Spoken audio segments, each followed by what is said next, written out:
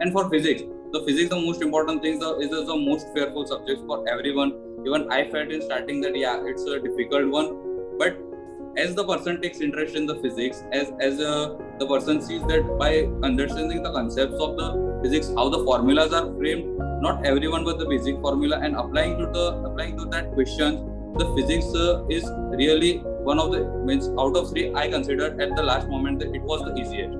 And for my thing, I will say that for last 2 months, I have never read even a physics single chapter, because in the starting months, I understand it like from conceptually and not just cramming of the formula. So that made my the part of that gave me very much spare time to revise and read the chemistry and biology. So my strategy was this only. So for physics, I will do it 1 time or 2 times, but do it so nicely that I don't need to revise it again and again. And if I need, I will revise it in 1 day, all the formulas and how to apply.